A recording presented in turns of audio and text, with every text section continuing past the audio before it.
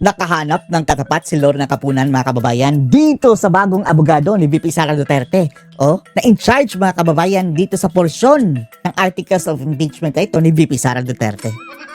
Ayun, mga kababayan, palaban itong abogado ni VP Sara. Dahil hindi sila bumigay, mga kababayan, sa gusto ni Nakapunan na sige, tanggapin nyo na lang itong aming mga dokumento. Ang sabi ng mga abogado ni VP Sara, no. Bakit namin tatanggapin yan? Mayroon din kaming mga dokumento. Kailangan namin yan ma-recheck yan bago nyo ipresenta. Bago kami umoo na legit talaga yung mga AR, meaning acknowledgement receipts, mga kababayan, na nanggaling kina VP Sara. Malay natin, mga kababayan, na mayroong dinagdag doon sa Nakapunan at gusto nila na, sige na, okay na yan. Parang ganyan. Ayaw talaga nito. Grupo ni na VP Sara. Gusto nila, talagang kumpirmahin nila personally, mga kababayan. Ang sabi na Kapunan, pwede naman natin yung gawin outside of court daw, mga kababayan. Sa ibang lugar daw. Mga animal. Kaya nasupalpal siya, mga kababayan, nitong batang abogado, ha. Siguro 1/4 pa ng edad ni Kapunan ito, mga kababayan, o 1/2. Ang sabi niya, kung gagawin natin yan, ay hindi na yan parte ng trial. Crucial pa naman yung mga ebidensyang yan, tapos gagawin mo yan outside of court? Paano yan magiging part of the trial? Ayan, mga kababayan, nga si Kapunan. nga, parang nagkabot ulo na lang, panoorin niyo po, ha. Your Honor, we are tempted to make a counter manifestation, Your Honor. I'm tempted pa. Gumawa ka na ng counter. Ano pala yung ginagawa mo? Hindi yan counter manifestation? Because, Your Honor, these manifestations, Your Honor, are because of their own doing, Your Honor. Sinisip pa niya, mga kababayan. Ang gusto kasi nito si Lorna Capunan is lulukin na lang, mga kababayan, ng kampo ni VP Sara kung ano lang ipifeed nila ng mga ebidensya, mga kababayan. Ayaw nilang ipa-counter check na parang dinidiscourage nila, mga kababayan, na huwag na mag-counter check. Ang gusto nila, parang tanggapin nyo na lang yan. Kasalanan nyo kasi dahil mayroong panahon ng pre-trial hindi nyo ginawa. Mukhang yan ang kanilang punto, mga kababayan. Tapos, ang punto naman ni na VP Sara, crucial yung mga ebidensyang yan. Kung ikukumpirma natin yan outside the trial itself, hindi na yan parte ng trial. Yung mga documents, mga kababayan. Di ba? But in any event, I hope you won't give in to the temptation, Counsel. I will not. I will not, Your Honor. Ang kilay, Yan pala ang nakakatawa dyan, Ang kilay niya, mga kababayan, Tsaka, yung buhok. It's the wisdom of age. I will not. Wisdom of age. Magretiro ka na nga, Kapunan. Resign. Retire pala. Kapunan, retire.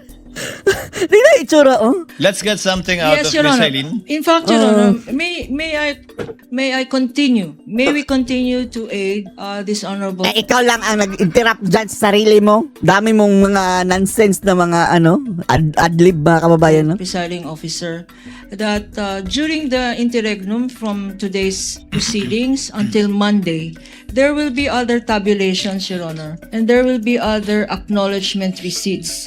And we propose, Your Honor, Kanino kasalanan yan? Kayo ang nag-present ng sandamakbak na ebidensya daw di umano, mga kababayan, kahit hindi na naman necessary. regret that this is not unusual, but it is necessary, Your Honor, that all of these documents, because counsel says that this witness was just flipping over them. They can do this in front of the defense counsels and Ganyan-ganyan, as if, mga kababayan, nakita nila. Halata na masyado na parang mayroon na talaga silang script, mga kababayan. Paano kung mayroon kayong siningit dyan na hindi pala doon na dokumento, kasali? us, Your Honor, for the next succeeding days, because we will be going over 4,492 documents Kaninong kasalanan yan, Kapunan? Kayo ang nagsubmit yan. and 6 summaries, Your Honor. Hopefully that we will be doing that in the next days out of court so that by Monday. Out of court na gagawin? Yan ang problema, mga kababayan. Bakit gagawin mo yan out of court? Hindi na yan magiging parte ng trial kung ganun. It will be a speedier presentation of testimonial evidence, Your Honor. If you're converting that are you making a motion, Counsel? Yes, Your Honor, may we so move that we be allowed to do this, not only as respect Labas ng korte, ha? to the last quarter of December 2022, which is suggestion of the presiding officer, but to all Ito the namang quarters, entitled na quarter masyado to 1, sa 2, and Kapunan, 3, for the OVP and quarter 1, 2, and 3 for the DepEd. Only with terms- respect to the acknowledgement Only receipts. with respect to Your Honor, Ganyan-ganyan pa si Chiswis, ah. the acknowledgement, the acknowledgement receipts, Your Honor. Aside from the ask for transfer of markings this afternoon, wala naman kayong mga appointment ng Webes at Biyernes, di ba? Your Honor, can I comment? Yes. on Oh, that? ayan. Dito mga kababayan. So, palpal si Capunan. Spoiled brat ito si Capunan. Gusto nila ang kanilang kanilang gusto ang talaga masusunod kahit pa hindi naaayon mga kababayan sa sa proper na process. Counsel for the respondent. Your Honor, under the rules, the witness has to identify the document in open court. The Oh, problem with ayan. Tapos, anong sabi ni Capunan? Out of court daw nila gagawin? Walang witness mga kababayan. So, paano i-verify ng yung tao na tama yan kung out of court? the stipulation, Your Honor, is that they will be having the witness identify the documents out of court. So therefore, it is no longer part of the trial. Ayan. Basic knowledge mga kababayan sa isang korte. Capunan, ungas ka. Palpal. And there's a problem when it comes to the offer. There will be a problem when it comes to their offer of evidence, Your Honor. Oh. And with regard to the counter manifestation or the statement of Taray din, no? Ano to mga kababayan? Kampo ito ni na VP Sara na POA. Siya na ang in charge dito. Dahil segregate nila yan mga kababayan yung mga topics. Mga cases. counsel that we want to look at the witness while she's flipping the document, Your Honor. Precisely that is what we are doing right now, Your Honor. So we object to the proposal that the examination of the ARs be done outside the court, Your Honor. I think the purpose... Your Honor, please, counsel for Attorney Capunan, the court views it perhaps as an opportunity to provide an avenue for possible stipulation as to the ARs that you did not stipulate on. Because if I remember correctly, the reason why the ARs presented earlier, the 845, under the witness, Mr. Attorney Wetness? As in basa, wetness? was that the observation of the respondent was it was simply contained in a folder, transparency in a folder, and that there was no real sequence to it. So perhaps we can set a date for possible stipulation on the ARs, not really for the witness to confirm it, but for possible stipulation on Dapat dyan mga kababayan habang nagtatrial. Hindi yung outside sa korte. Gusto ni Capunan. the ARs. Yeah. If the respondent is open to it. Your Honor, unfortunately, we will not stipulate, Your Honor. We didn't stipulate in the case of Wamil, Your Honor. The Wamil. same position is maintained, Your Honor, in the case of this witness, Your Honor. Because after the ARs have been submitted to the Commission of Audit, Your Honor, the OVP and the DepEd no longer had control over these ARs. So therefore, we do not know what were the receipts that were provided by the COA Kaya and nga, how many baka meron na yung dagdag bawas. receipts were given by the COA to the prosecution, Your Honor. And second, these are not common exhibits because we did not mark those documents or ARs as our own. We didn't adopt them as our own evidence, Your Honor. And third, the ARs that were presented or are being presented now by the prosecution have not been compared with our own copies, Your Honor. So we cannot determine with certainty, Your Honor, if their ARs are actually identical with our copies, Your Honor. Counsel, that is we cannot. precisely the opportunity the court is opening a chance for you to do so, to compare it with your copies of your ARs.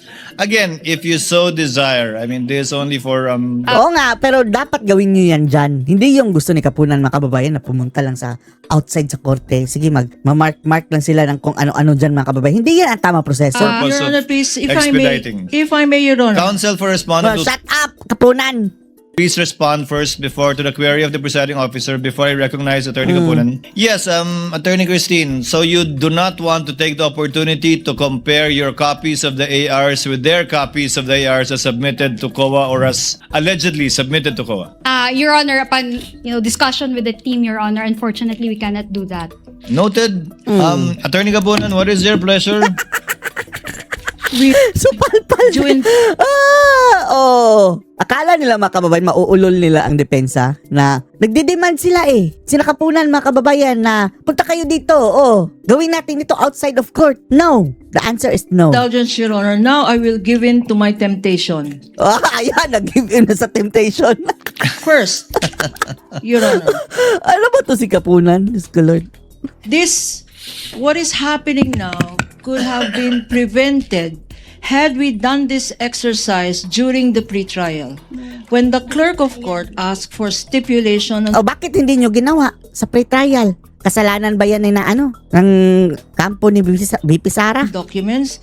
These included stipulations on the acknowledgement receipts. That was the opportune time for the defense Kaso lang, tapos na ang time na yon. Hindi nyo ginawa. counsel to have examined page by page, receipt by receipt, the faithful reproduction of the COA AR copies with their own copies. AR is acknowledgement receipt. Your Honor, they passed upon this opportunity. Now that we Kasalanan yan kung sino nag-handle sa pre-trial. done Sino nag-handle nun? Di ba sina Sherwin? more expeditiously by a motion that I have proposed, which incidentally I wish to amend, that because of their objection to being an out of court, may we amend my motion, Your Honor, that it be done in front of the clerk of court, and that the clerk of court be duly authorized by authority of the Honorable Impeachment Court to preside over the sessions, Your Honor. The same way as clerks of court, designated officers can mediate between the parties as to a possible amicable settlement or stipulation. Amicable settlement. Walang settlement, Capunan. And this will be, Your Honor, and I'm sorry, I'm seeing Please them continue, counsel. nodding in acceptance of the motion. Itsura mo, Ito si Capunan mga kababayan, Parang yung mga, Diyos ko, Lord. Huwag na natin sabihin dito, baka technical pa tayo mga kababayan. Basta kahapon nood ako ng mga basta pelikula sa mga duwende mga kababayan. Hindi ko sinasabing si Capunan yun pero mayroon akong pinanood ng mga duwende na movie. Hindi ko sinasabing ganyan ang itsura ha. Unfortunately, I think quite the opposite, counsel, because he's not looking forward to the workload. Your But please Honor, proceed. And so, Hoy Capunan, huwag ka nang mag-epal-epal dyan. Diretsyon na yun yan. Ikaw lang nagpapatagal dyan if that is Dami done, mong Your satsat Honor, then we will be making more efficient use of the time of this honorable court. The marking, the identification by this witness, the comparison of both the prosecution markings. These and the ARs have defense not been markings. individually marked, counsel? They have been marked, Your Honor. As a Counsel, for matter the of respondent, you said they were not yet marked, the ones being showed to the witness. No, Your Honor. They were marked already, Your Honor, but we also have our own marked copies, Your Honor. Ang gusto ni Capunan, yung kanila ng kopya ang talagang i-honor. They were marked, but you also have. So, meaning, Your Honor, we have separate documents separate. or ARs that were marked, Your Honor. That is precisely my point, Your counsel. Honor, please. That is precisely my point, counsel. Before the clerk of court, this is like an extended or additional. Dapat kasi mag-match mga kababayan. Hindi lang basta-bastang payagan lang nila yung kinakapunan na yes, yan, okay na yan. Paano kung mayroon dinagdag doon? Preach Or binawas. trial. Perhaps this can be done before the clerk of court. Yes, You Your need not stipulate to all, only to those that exactly the same as your copies. It can be 10 out of 845, 844 out of 845. I do not know really, quite frankly. But would Dapat lahat. rather give you the opportunity than litigate this in open court, piece by piece. Similar to the stipulation asked for by the counsel for the panel of prosecutors. In relation to the witness viewing it or looking at it, if it is stipulated, then there is no need for her to actually peruse, go through, or look at it for long periods of time. Only with respect to the questioned ones or those not stipulated to by the counsel for respondent. I think the court is inclined to allow for this one more opportunity to stipulate as to the acknowledgement receipts. Again, there is no it is not mandatory. The court is not forcing the counsel for respondent to stipulate on documents they refuse and don't want to stipulate. But since you have your own copies of ARs, and since the issue pertains to the chain of custody, after you submitted it to the COA, then the court would like to afford you the opportunity to compare it. Again, you need not stipulate on anything. You don't have to stipulate on a single one, but the court would rather give one more chance or one more time to try to do this, to save on the court's time. Without prejudice, again, to the respondent or counsel for respondent saying that they refuse to stipulate because they are different from the copies that they have. Counsel? Yes, Your Honor. Actually, we will agree to that proposal, Your Honor, but we provided, Your Honor, that we will not be forced to stipulate that the ARs are authentic, etc. And then the date and time, Your Honor, shall be mutually agreed upon by the parties. Of course. Of course, Your Honor. I think, Of course, the date and time should be mutually agreed upon between Thursday and Friday. Your Honor, please, Mutually agreed, tapos kayo na nagde-decide. Nasaan na mutually agreed niyan? Dinicidean nyo na. you asked for it. Because in Your so Honor, far as please. this witness is concerned, or give me one date on one time slot on Thursday and Friday which you can agree on after we adjourn. Your Honor, please, if I may add as well. In the marking of these exhibits, Your Honor, before the Honorable Clerk of Court, each acknowledgement receipt had 3 signatures. The signature of the Clerk of Court, the signature of one of the representatives for the prosecution, and the signature of the defense counsel, Your Honor. 3 signatures per document, and now they had signed each of these acknowledgement receipts, Your Honor. That's number 1. Number 2, Your Honor, perhaps to restore a level of trust. Ay, scholar, restore level of trust sa inyo. Wala nga kaming trust sa inyo in the first place. On the side of the defense, maybe we can even use their own documents. Oh, yan na lang. Wala kaming tiwala sa inyong dokumento eh. If they do not trust the prosecution's documents or photocopies of the prosecution's documents, then we will use their documents, Your Honor. O sige. Because Go we ahead. are certain that their documents is the same as our documents. Let's use the Oh, defense sige documents, na. Your Honor. Oo. Then, Go ahead.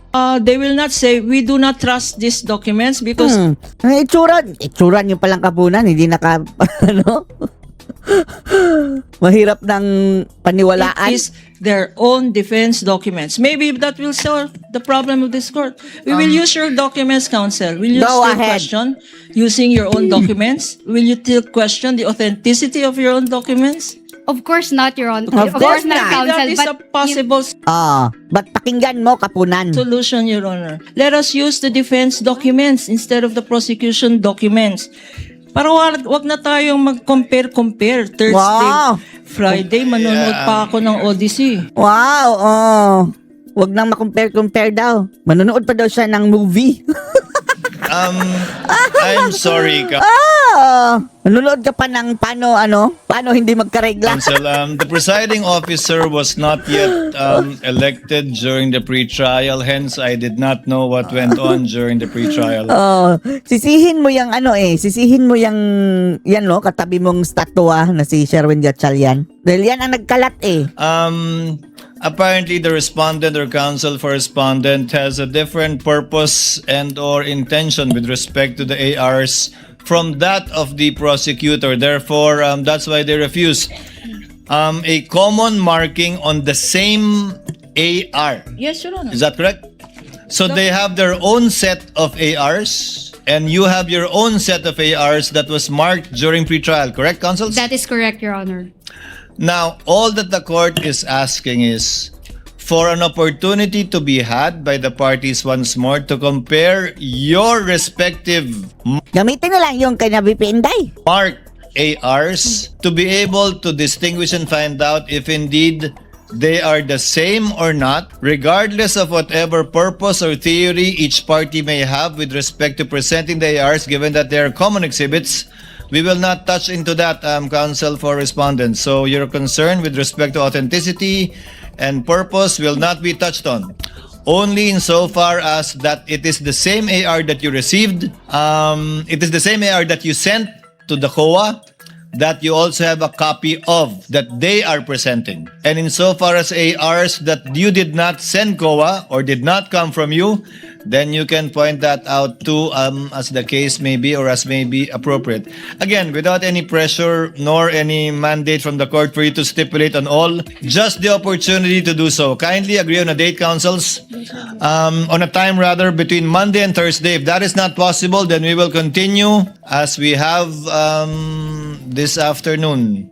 But kindly agree on a date. Court so directs the parties to fix a date and be able to present the same, be present before the clerk of court to compare the ARs they separately marked and to confirm if indeed which ones are the same and which ones are different for whatever purpose it may serve both parties, given that they are commonly marked. So ordered.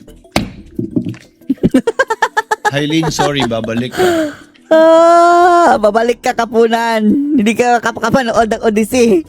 Wala tayong magagawa. Court will have to wind up at this point because otherwise we will be continuing with this prolonged marking of evidence, which will not only bore the viewing public but the senator, judges as well, the presiding officer and the Senate President included. So we will have to cut it short at I-cut short mo yan si Capunan. this point in time and discuss already some administrative matters before we adjourn in time for our session. Yes, Attorney Capunan. Just one more ask you. Ay, Yes, ma'am. nako, ang daming Earlier in the proposal for stipulation, counsel for defense kindly was kind enough to stipulate on certain documents, Your Honor, except for 10 documents, Your Honor. Since this opportunity is given by this honorable court to compare, and we understand that their reluctance to stipulate on these 10 documents is because of their claim that it does not faithfully represent the originals, Your Honor. May we ask also that these 10 documents be perused during the period given? If only to give it a second chance and a second look, given that not much time was given to the counsel for respondents to view it. They were only given 20 minutes. So, yes, the court will allow it to allow the respondents more time to go over it for possible stipulation. Again, no pressure, Attorney Christine. You don't have to if you don't want to. You don't have to if you don't wish to. But the court just wants to give it one more shot to save on the court's time. So ordered. Thank you, Your Honor. Now, before the court makes a ruling on the motion for judicial notice, the court promised to hear and listen to the counsel for respondents either in writing or orally. I have been informed by the clerk that no responsive pleading was given by the counsel for the respondents. So I guess you will be Your Honor, please. orally arguing the motion. If I Orally? may, Your Honor, please. Beforehand, I guess you will be orally arguing on the motion for judicial notice. Si Capunan. Counsel, Attorney Christine. We are ready, Your Honor. Your Honor, Again, please. just to hear your side. Yes, Attorney Capunan. At this juncture, Your Honor, I respectfully turn over to our public prosecutor and head public prosecutor, Chairman Jinky. Yes, thank you. Luistro, Honorable daw Luistro. demonyo. Before I recognize you, Ma'am Hailin, you are excused. Sorry po. You are excused, but you are ordered without need for the issuance of another subpoena to appear once again before this court on August 10 and 11. 10. So in open court, you are directed to appear here once again on August 10. We will be issuing another subpoena should we require your presence again on August 11 onwards. Do you understand, ma'am? Yes po, Your Honor. So magpapakita po kayo sa Lunes uli nang wala ng subpoena.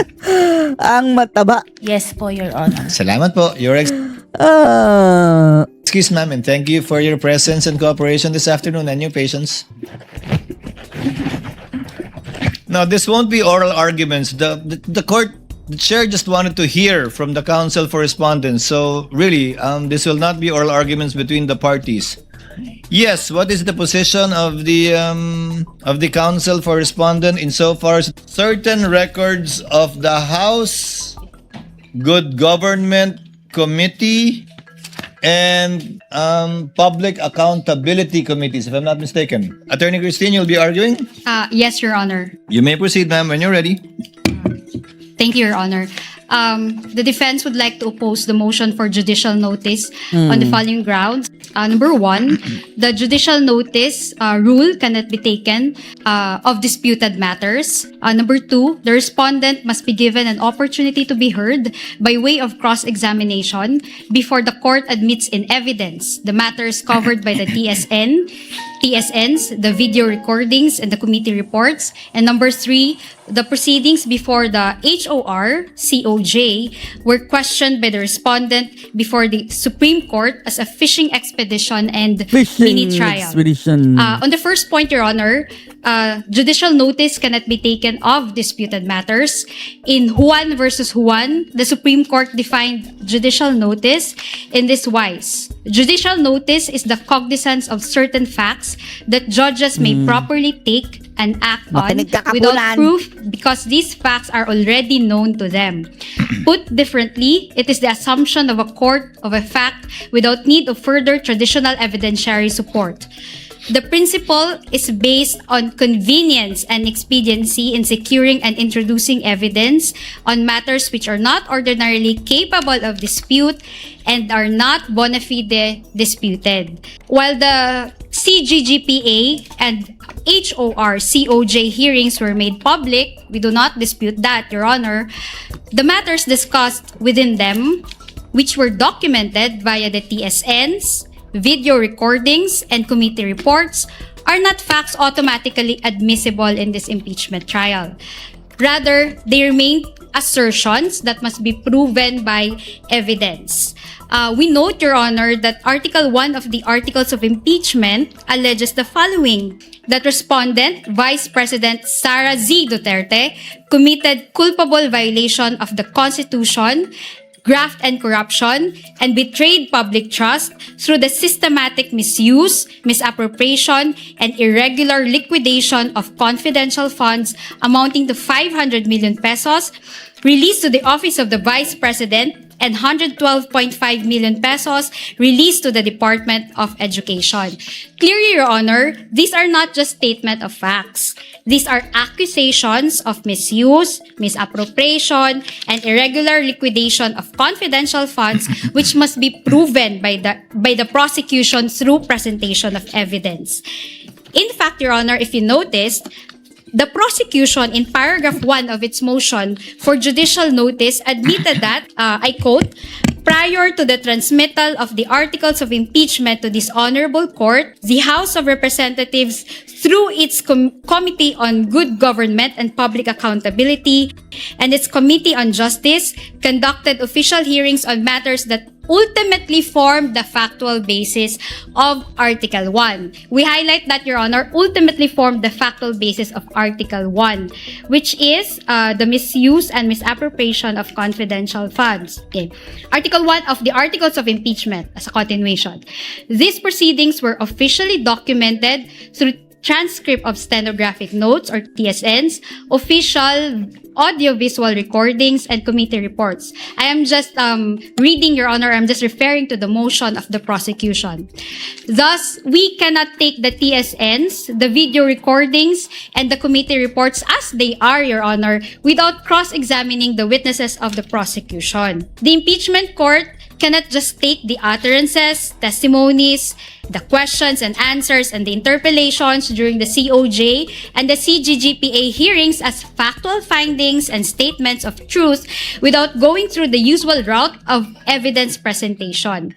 In fact, Your Honor, we are even unsure whether these videos are spliced, edited, or shortened, with due respect, and whether the TSNs are accurate and edited or modified as portions of the TSNs turned out to be different to our transcribed notes, which leads me, actually, Your Honor, to my second point. that because the matters covered by the pieces of evidence, Your Honor, which the prosecution would like this court to take judicial notice are exactly the matters that are being heard before this impeachment court, the respondent must be given an opportunity to be heard by way of cross-examination before the court admits in evidence the TSNs, the video recordings, and the committee reports. The requirement of due process is basic. It is the opportunity to be heard before the court. And affording the respondent the opportunity to cross-examine to cross-examine the authenticating witness serves a dual purpose, Your Honor. First, it validates the existence of the video recordings, the TSNs, and the committee report. And second, it verifies their accuracy and completeness. The Constitution explicitly guarantees the respondent's right to ensure that these pieces of evidence have not been altered, edited, or modified to fit the prosecution's narrative of Article 1. Consequently, the respondent is fully entitled to have all the observations, the objections, and cross-examination questions placed on record before the court admits these documents in evidence. Oy, yung plema mo, Cheese. Patayin mo nga yung Cheese, yung microphone mo kung papaprocess ka yung kaplimahan It mo is dyan. also a matter of record, Your Honor, that the videos that the prosecution would like this court to take judicial notice were not played during the pre-trial conference, Your Honor. And it is with the understanding between the parties that there shall be subjected to proper authentication and identification during trial, consistent with the rules of court. And third, the respondent has directly challenged the House of Representatives Committee on Justice proceedings before the Supreme Court, Your Honor, characterizing them as a mere fishing expedition and an unauthorized mini trial, Your Honor. Consequently, the respondent declined to participate in these proceedings, maintaining that the HOR-COJ lacks the jurisdiction to conduct these trials. Under Article 9, Section 3, Paragraph 6 of the Constitution, the respondent submits that exclusive power and authority is vested solely with or in the Senate, Your Honor. That's why a petition for certiorari and prohibition was filed by the respondent before the Supreme Court. So we cannot stipulate, Your Honor, on the matters that were taken up in a proceeding that the respondent challenged before the Supreme Court. But crucially, Your Honor, the petition pending before the Supreme Court challenges the proceedings before the HOR-COJ only and not the actions of the Honorable Impeachment Court. This distinction, however, does not preclude any future legal challenges against actions that this court may take while sitting as an impeachment court. The respondent, Your Honor, was consistent in her position. Ang ingay ng background do, sina mga kababayan, sina Capunan, mga bastos yan Your Honor. In fact, Ang in a lakas ng letter boses. dated March 24, 2026, the respondent through counsel informed the HOR-COJ that she cannot attend the mini trial and the fishing expedition being done by the said committee because of the committee's apparent lack of authority under the Constitution. The closing paragraphs of the letter state, and I will read the closing paragraphs for the record. In light of this, while the invitation for the respondent and counsel to participate in the committee's mini trial is well noted, we cannot, however, do so at this point on the ground that the committee and/or the HOR, as well as any of its members, lack jurisdiction to conduct any form of trial or exercise any of its incidents.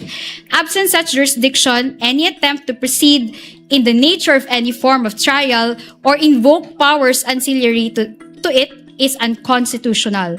Consequently, the respondent puts on record her objection to any requests, motions, or similar efforts aimed at obtaining or fishing for supposed evidence through processes that necessarily presuppose the existence of lawful authority and jurisdiction under the Constitution, which in this case is absent. As timely stated in the appearance and consolidated answer, both made ad cotellam, the respondent does not waive any jurisdictional or other objections she has to these proceedings, nor her right to seek the appropriate legal remedies. Nonetheless, she is prepared to meet the charges against her in proper jurisdiction. And because of that, Your Honor, the court must decline to take judicial notice because the very validity and authority of the House of Representatives COJ proceedings are currently challenged before the Supreme Court. Now, on closing, Your Honor, on its face, actually, the motion may look like a plea for this honorable court to take judicial notice of the purported official legislative acts described by the prosecution. However, Your Honor, if you really examine the motion, Your Honor, in reality, however, the motion is actually akin to a public prosecutor, the House of Representatives, asking the criminal court, here the impeachment court, to take judicial notice of the complaint that was filed before the fiscal, here the HORCOJ, and all matters related thereto, including those that transpired during the preliminary investigation without the need for presenting witnesses in court. That is actually what the prosecution is doing in our view, Your Honor. Dahil ang mga pandinig na ito sa House of Representatives ay siya mismong paksa ng paglilitis ng hukumang ito, at ayon mismo sa prosecution, those hearings became the factual basis for Article 1 of the Articles of Impeachment. Nararapat lamang po na ang mga TSNs, video recordings at committee reports na naglalaman ng mga tanong ng kongresista, pati na ang mga pahayag at sagot ng mga testigo ay patunayan ng prosecution sa pamamagitan ng pagpresenta ng testigo upang magpatunay sa katotohanan ng mga ito. Hindi yung outside of court, mga kababayan, yan na patunayan. In closing, Your Honor, would like to quote the Supreme Court in Juan versus Juan.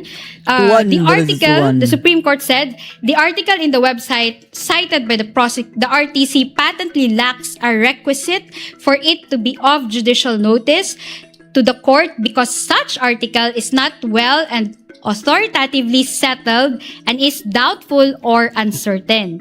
It must be remembered that some articles appearing in the internet or the websites are easily edited and their sources are unverifiable. Thus, sole reliance on those articles is greatly discouraged.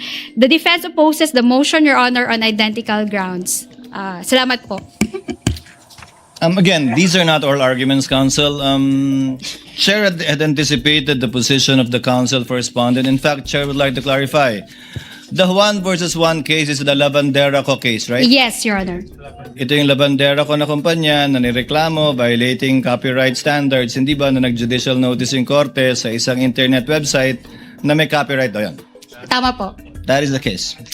Okay, Chair will now make his ruling. First, with respect to the motion to set the conference for marking.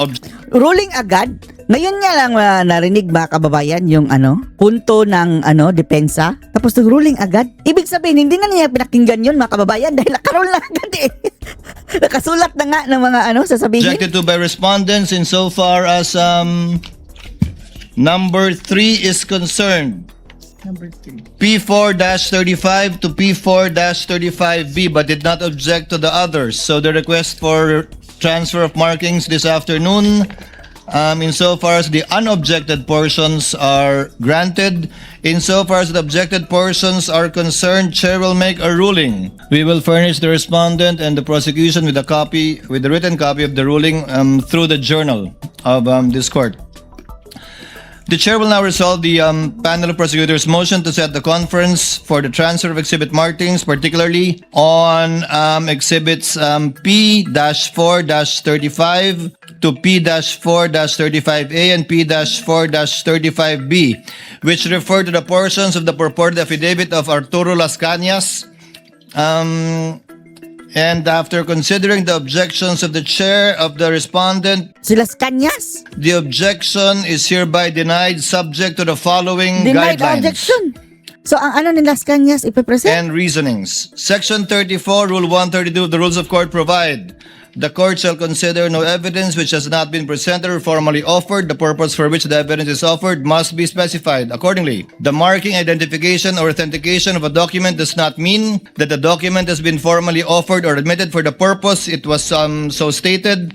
The physical transfer of an exhibit, designation from a provisional copy to its corresponding original or certified true copy is even more limited.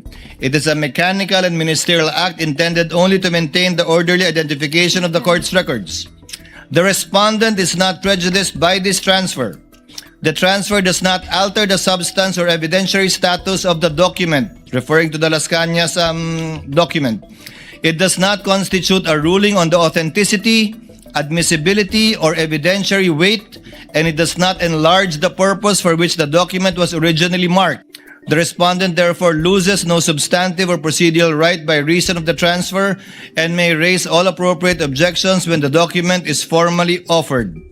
This conclusion is consistent with the prosecution's own representation during the July 21, 2026 hearing, wherein the Honorable Luistro stated, quote, "Your Honor, the document is being presented only to seek confirmation from the witness that he is referring to this particular document as part of the investigation of the Special Task Force. We are not presenting it to prove the truthfulness of the contents of the affidavit." Close quotation. The chair likewise previously ruled, quote, "Again, this is only as to the fact that this is what the NBI used in their open investigation and coming up with their findings, not as to the truth of the statements being read by Director Matibag." Close quotation. The chair further clarified on even date, July 21, 2026, the chair will cut short any further identifications of the witness in regard to this affidavit. This is only as to the fact that Las Cañas executed a document that they used in their open source investigation, not as to the truth of what was said. The limitations remain controlling even after the transfer of the marking of this exhibit to a certified true copy. Exhibits P-4-35, -35A, and -35B